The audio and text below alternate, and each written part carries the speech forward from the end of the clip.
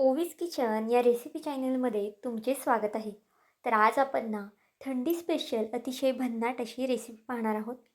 Recipe खूप जास्त सोपी आहे आणि तितकीच जास्त पौष्टिकसुद्धा आहे. ही रेसिपी ना तुम्ही आठवड्यातून 2 ते 3 वेळा आरामात कराल, कारण की अगदी बनवायला झटपट आहे आणि खायला म्हणाल ना तर अगदी अप्रतिम लागते. त्यामुळे प्रत्येकाने ही रेसिपी केलीच पाहिजे. तर चला थोडाही वेळ न घालवता लगेच रेसिपीला सुरुवात करूया. आता या रेसिपीसाठी ना बघा इथे एक बीट घेतलेला आहे. आता 1 ते दीड बीटाचा इथे मी वापर करणार आहे. आता हा पदार्थ ना मी 2 जणांसाठी करते, त्यानुसार इतकं बीट पुरेसं आहे. पण जर तुम्ही जास्त लोकांसाठी करत असाल ना, तर एक 3 ते 4 बीट घेतले तरीसुद्धा चालतील. मुलं इतर वेळेस मुलांना बीट खायला दिले ना, तर मुलं बीट खात नाही. पण जर तुम्ही अशा पद्धतीने त्यांना बीट खाऊ घातलं ना, तर ते नक्कीच मागून मागून तुमच्याकडून हा पदार्थ खातील.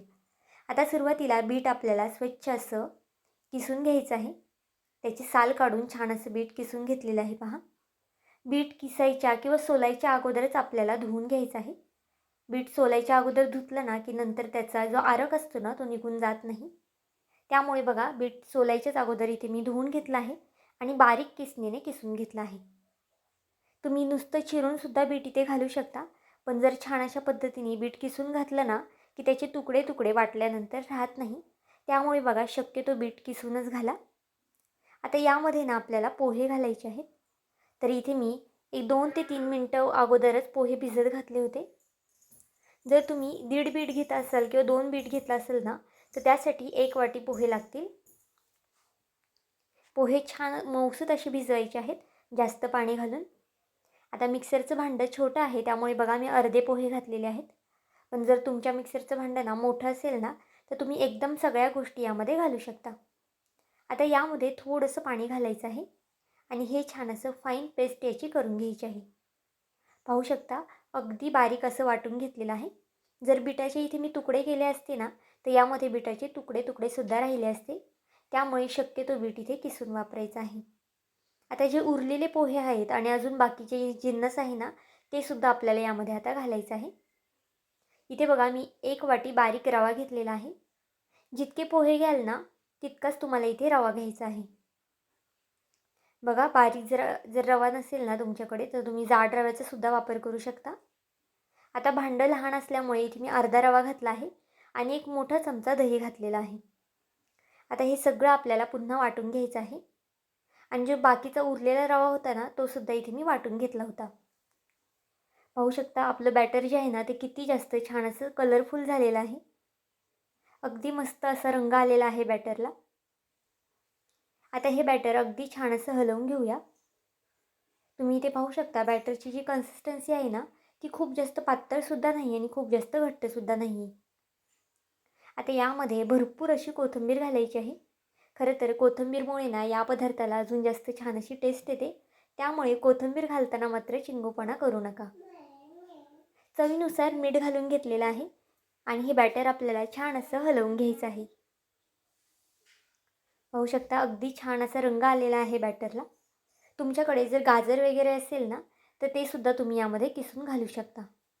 इथे मी थोडंसं मला घट्ट वाटत होतं, त्यामुळे अगदी थोडंसं बघा पाणी घातलं होतं आणि अगदी या पद्धतीची कन्सिस्टन्सी आपली झालेली आहे.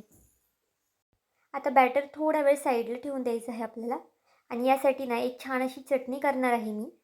तीसुद्धा पाहून घ्या, कारण की ही चटणी यापूर्वी तुम्ही कधीच पाहिली नसेल किंवा कधी खाल्लीसुद्धा नसेल. ही रेसिपी ना तुम्हाला इतकी जास्त आवडणार आहे ना, की तुम्ही मार्केटमधून एक 2-2, 3-3 किलो सिमला मिरची आणाल हा पदार्थ करण्यासाठी. इतका जास्त अप्रतिम हा पदार्थ तयार होतो. त्यासाठी बघा इथे मी 3 सिमला मिरची घेतलेली आहेत. आता हा पदार्थ 2 जणांसाठी करते, त्यानुसार 3 सिमला मिरची पुरेशा आहेत. आता 1 टोमॅटो आपल्याला बघा इथे लाल असा टोमॅटो घ्यायचा आहे.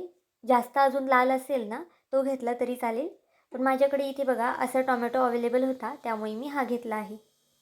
आता टोमॅटोला मधनं अशा पद्धतीने चिरा करून घेतलेले आहेत. तोपर्यंत एका साईडला गॅसवरती कढई तापत ठेवलेली आहे.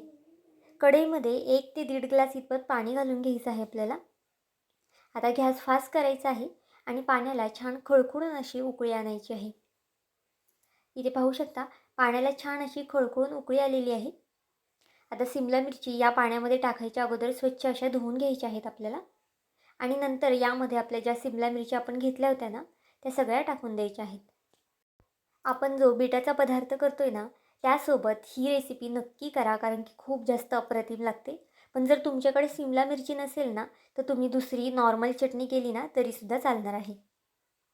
आता बघा, यामध्ये सिमला मिरची आणि टोमॅटोसुद्धा आपल्याला टाकून घ्यायचं आहे.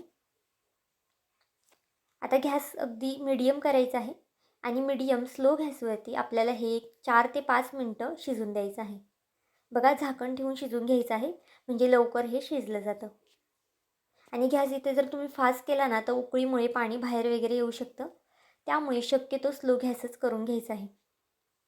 तोपर्यंत बघा, इथे एक लहान आकाराचा कांदा बारीक असा कट करून घ्यायचा आहे. आता इथे एक कांदा कट करून घेते आणि नंतर तुम्हाला दाखवते. तर इथे पाहू शकता, छान बारीक असा कांदा कट करून घेतलेला आहे.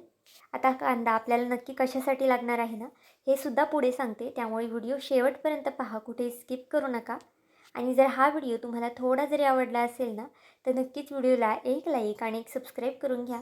कारण की तुमचं एक एक लाईक, एक एक सबस्क्राईब हे नवीन यूट्यूबरसाठी खूप जास्त मोलाचं असतं. तसाच माझा हा व्हिडिओ तुम्ही कोणत्या देशातून, शहरातून पाहत आहात ना, हे सुद्धा मला कमेंट करून सांगायला विसरू नका. आता बघा, एक 4 ते 5 मिनटानंतर आपल्या सिमला मिरच्यासुद्धा वाफळल्या आहेत. अशा पद्धतीने बघा, सुरीने चेक करायची असेल. जर सुरी व्यवस्थित अशी सिमला मिरचीमध्ये घुसली ना, की म्हणजे आपल्या सिमला मिरच्या छान अशा मऊसूत वाफळलेल्या आहेत. आणि त्याचबरोबर बघा, टोमॅटोसुद्धा छान असा मऊसूत आपला वाफळून झालेला आहे. आता हे आपण एका प्लेटमध्ये काढून घ्यायचं आहे. तुम्ही इथे चिमट्याचा सुद्धा वापर करू शकता किंवा मग अशा पद्धतीने सुरीने काढले ना तरी चालेल. आता बघा, एका प्लेटमध्येही मी काढून घेतलेलं आहे. आता हे खूप जास्त गरम आहे, त्यामुळे इथे थंड थोडंसं होऊ द्या आणि नंतरच आतल्या ज्या बिया आहेत ना त्या काढून घ्या. पाहू शकता, यामधून अक्षरशः वाफा निघतात आहे. त्यामुळे इथे थोडंसं थंड होऊन देणार आहे मी, अशा पद्धतीने ओपन करून. आणि मग नंतर यातल्या ज्या बिया आहेत ना त्या आपल्याला काढून घ्यायच्या आहेत. नक्कीच एकदा ही रेसिपी करून पहा. थोडीशी मोठी आहे, पण खायला म्हणाल ना तर अगदी अप्रतिम लागते. पाहुणेरावळे आले ना, नाश्त्याला काय बनवायचं सुचत नाही, तर हा भन्नाट असा पदार्थ तुम्ही नक्कीच बनवू शकता. कारण की त्यांनीसुद्धा हा पदार्थ कधीच खाल्ला नसणार आहे. आणि जर ते तुमच्याकडे हा पदार्थ खाल्ले ना, तर नक्कीच तुमचे भरभरून कौतुकसुद्धा करणार आहे. आणि ही रेसिपीसुद्धा त्यांना रेकमेंड करा, कारण की त्यांनासुद्धा ही रेसिपी खूप जास्त आवडणार आहे. बघा, यातल्या आतल्या ज्या बिया आहेत ना, त्या सगळ्या काढून घ्यायच्या आहेत. जर तुम्ही बिया तशाच ठेवल्या ना, तर आतमध्ये थोडंसं कडवटपणा लागू शकतो. त्यामुळे शक्यतो जेवढ्या बिया आहेत ना, तेवढ्या काढून घ्यायच्या आहेत. हा पदार्थ करताना ना थोडंसं जास्त करा, वाढून करा, कारण की तुम्हाला उरणारसुद्धा नाही. इतका जास्त अप्रतिम हा पदार्थ लागणार आहे. आता खूप वेळा सांगते, कारण की हा पदार्थच इतका छान होतो ना, की तुम्ही केल्यानंतरसुद्धा तुम्हाला कळणार आहे. बघा, सिमला मिरचीच्या सगळ्या बिया काढून घेतलेल्या आहेत. त्याचबरोबर आपल्याला टोमॅटोचे जे साल आहे ना, ते सुद्धा काढायचं आहे. म्हणजे अगदी छान असं हे वाटलं जातं. जर तुम्ही साल ठेवलं ना, तर त्याची साल जी आहे ना, ती पटकन वाटली जात नाही. त्यामुळे इथे आपल्याला टोमॅटोची सालसुद्धा काढून घ्यायची आहे. आता हे अजूनसुद्धा बऱ्यापैकी गरम आहे. थोडंसं कोमटसर होऊन घेते आणि नंतर हे आपण एका मिक्सरच्या भांड्यामध्ये टाकून घेऊया. बघा, सगळी सिमला मिरची आणि टोमॅटो मिक्सरच्या भांड्यामध्ये आपण टाकून घेतलेलं आहे. आता हे आपल्याला छान असं बारीक वाटून घ्यायचं आहे. बघा, पाणी वगैरे न टाकता छान बारीक वाटून घ्यायचं आहे. कारण की सिमला मिरचीला सुद्धा बऱ्यापैकी पाणी असतं आणि आपण जर टोमॅटो टाकलं आहे ना, त्यामध्ये सुद्धा बऱ्यापैकी पाणी असतं. त्यामुळे पाणी वगैरे टाकायचं नाही वाटताना आणि अगदी छान असं बारीक वाटून घ्यायचं आहे. थोडंफार जाडसर राहिलं तरीसुद्धा चालेल. आता एका गॅसवरती कढई तापत ठेवली आहे. कढईमध्ये 2 पळ्या इतपत तेल घालून घ्यायचं आहे. तेल तापलं की त्यामध्ये 1 चमचा मोहरी, 1 चमचा जिरं घालायचं आहे. त्याचबरोबर 1 चमचा पांढरे तीळ घालायचे आहेत. पांढरे तिळामुळे ना या रेसिपीला अजून जास्त छान टेस्ट येते. त्यामुळे असेल तर आवर्जून घाला. लसूण घातला आहे भरपूर असं चिरून. तुम्ही ते लसूण ठेचूनसुद्धा घालू शकता. पण चिरून घातला ना, म्हणजे मग दाताखाली वगैरे येत नाही आणि छान असा तो एकजीव होतो यामध्ये. आता हे छान असं तेलावरती परतून घ्यायचं आहे ही फोडणी. आता यामध्ये आपल्याला बारीक चिरून घेतलेली कोथिंबीर घालायची आहे. अशा पद्धतीने फोडणीला कोथिंबीर घातली ना, त्या कोथिंबीरची जी टेस्ट आहे ना, ती खूप जास्त छान लागते.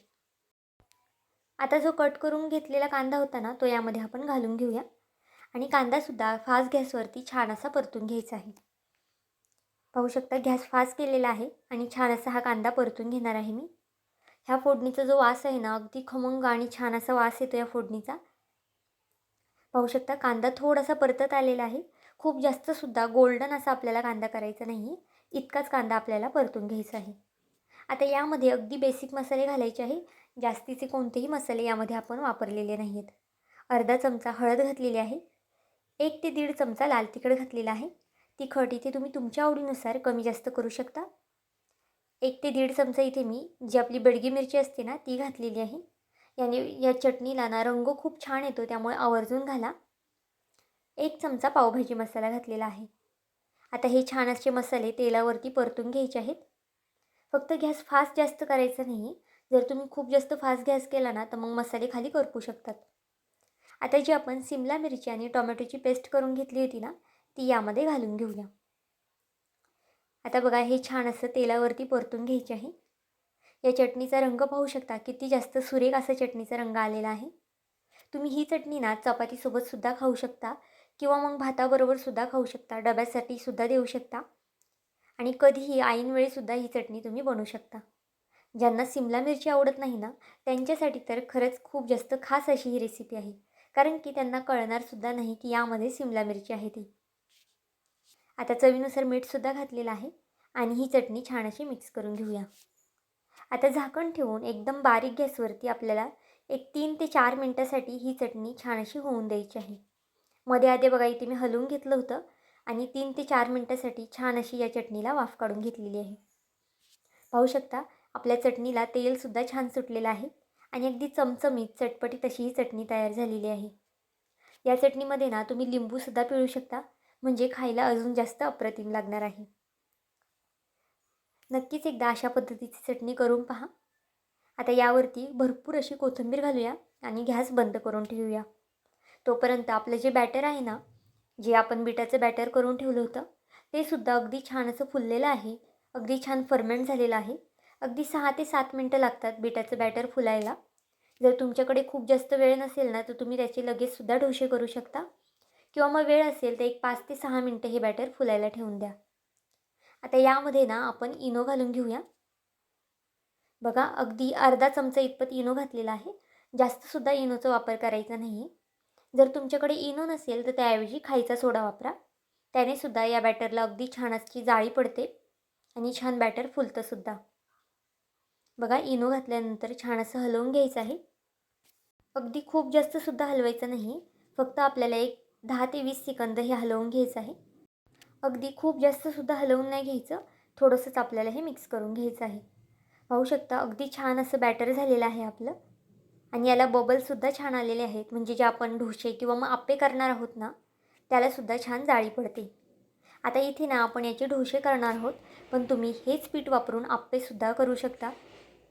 कारण की आप्पेसुद्धा अगदी छान होतात, जाळीदार होतात आणि खायलासुद्धा तितकेच जास्त टेस्टी लागतात. आता बघा पॅनला थोडंसं तेल लावून घेतलं आहे. तेलाऐवजी तुम्ही इथे बटरचा वापर करू शकता किंवा मग तूपचा वापर केला ना तुपाचा तरी चालेल. आता हे बॅटर आपल्याला यामध्ये घालून घ्यायचं आहे आणि जास्तसुद्धा पसरवायचं नाही बघा. अगदी थोडंसं जाडसरच ठेवायचं आहे आपल्याला. जर तुम्ही खूप जास्त पातळ पसरवलं ना तर मग हे खायला इतकं छान लागत नाही. जर अगदी अशा पद्धतीने जाड पसरवलं ना तर अगदी मऊसूत आणि छान फ्लफी होतात हे डोसे. आता झाकण ठेवून बघा हे 1 ते 2 मिनटासाठी याला वाफ काढून घेऊया. हे डोसे व्हायला ना खरं तर 2 ते 2.5 मिनटं लागतात. खूप जास्तसुद्धा वेळ लागत नाही. पाहू शकता याची जाळी तुम्ही इथे पाहू शकता किती छान अशी जाळी पडलेली आहे. नक्कीच एकदा हे डोसे करून पहा. तुम्हाला खूप जास्त आवडणार आहे आणि पौष्टिकसुद्धा आहे मुलांसाठी. आता वरनं थोडंसं तेल लावून घेऊया आणि एक साईड याची पलटी करून घेऊया. बघा पॅनलासुद्धा अजिबातच खाली चिकटलं वगैरे नाही आहे. तुम्ही हे डोसे ना तव्यावरती सुद्धा करू शकता, पण तव्यावरती शक्यतो थोडंफार चिटकू शकतं. त्यामुळे शक्यतो पॅनवरतीच करा. बघा खालच्या साईडने सुद्धा छान अशी जाळी पडलेली आहे याला. आता दोन्ही साईडने छान खरपूस रंग येईस्तोपर्यंत हे होऊन दिलेलं आहे आणि मस्त असे हे आपले आप्याचे डोसे तयार झालेले आहेत. तुम्ही कधी यापूर्वी आप्याचे डोसे केलते का हे सुद्धा मला कमेंट करून सांगा आणि नसेल केले ना तर नक्कीच आवर्जून करा. हा पदार्थ खूप जास्त भन्नाट लागतो. बघा या डोशाबरोबर ही चटणी आवर्जूनच करा, कारण की ही सुद्धा अगदी अप्रतिम लागते. अगदी मऊसूत असे आपले हे डोसे तयार झालेले आहेत आणि थंड झाले ना तरीसुद्धा तितकेच जास्त अप्रतिम लागतात. त्यामुळे तुम्ही डब्यासाठी सुद्धा देऊ शकता किंवा मग प्रवासामध्ये सुद्धा अशा पद्धतीचे डोसे करून नेऊ शकता. पोटभरीचे सुद्धा आहेत आणि पौष्टिकसुद्धा आहेत. तर आजची ही झटपट होणारी आणि वेगळी रेसिपी अशी तुम्हाला कशी वाटली? मला हे कमेंट करून नक्की सांगा. आणि चॅनलवरती नवीन असाल तर चॅनलला एक लाईक आणि एक सबस्क्राईब करायला विसरू नका. पुन्हा भेटूया आपण अशाच एका नवीन व्हिडिओमध्ये. तोपर्यंत बाय.